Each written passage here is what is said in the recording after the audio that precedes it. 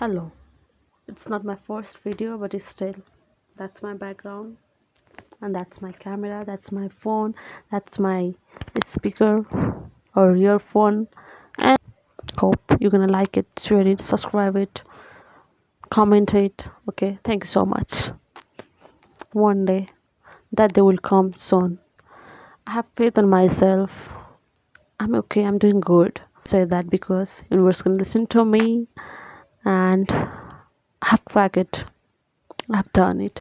Okay.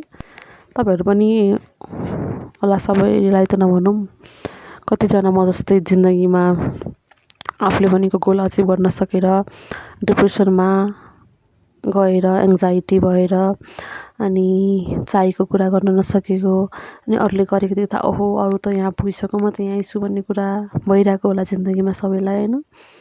तपाईँहरूलाई पनि I can relate to you, you can relate to me होइन। तर टाइम गएको छैन क्या, टाइम इज स्टिल देयर। अब स्टार्ट गऱ्यो भने नि हुनसक्छ होइन। It is the right time.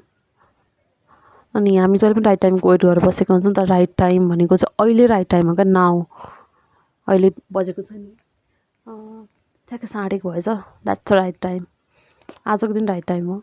हामी हिजोलाई हेरेर बस्छौँ, ओहो हिजो हाम्रो गइसक्यो, मैले केही पनि गर्न सकिनँ, त्यही कारणले म आज यस्तो छु। नाइ, आज हामीले के गर्न सकेर आज यहाँ छौँ क्या। किन रोएर बस्ने हिजोको कुरालाई होइन। हिजो गइसक्यो, हिजो हिजो भइसक्यो क्या, भोलि पनि कहिले आउँछ, आज त सधैँ भइरहेको हुन्छ नि त। त्यही भएर आजको लागि आजदेखि स्टार्ट गर्ने क्या। मैले पनि त्यही गरेर युट्युब च्यानल स्टार्ट गरेको भइसकेकोदेखि, अनि I'm happy. I have 19 subscriber.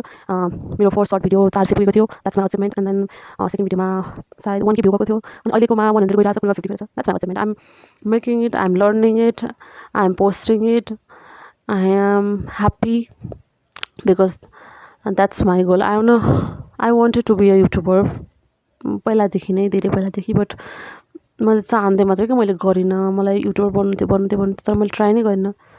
अहिले मैले ट्राई गरेर भिडियो बनाउँछु। I still don't have any idea कसरी पोस्ट एडिट गर्ने, कसरी क्यामेरा एङ्गल बनाउने, कसरी के गर्ने, I don't know. Okay, it's okay to start from the scratch. मैले इङ्ग्लिस बिर्सेँ, so sorry. And I'm doing side jobs now, and I'm still planning to go to abroad, but as I got rejected once, त्यो पनि Japan जाने भिजामा म reject भएको होइन। It's okay, no problem. म reject भइसकेपछि 1-2 महिना चाहिँ डिप्रेसनमै गएको थिएँ। I don't know what to do. त्यसपछि I figure out that's not a big deal. You have so many ways to go. You can achieve your goal through various ways होइन। एउटैमा अड्केर बस्यो भने त जिन्दगी कहिले अगाडि बढ्न सकिँदैन। You have to make yourself happy and everything gonna be okay. Don't think too much. Don't think.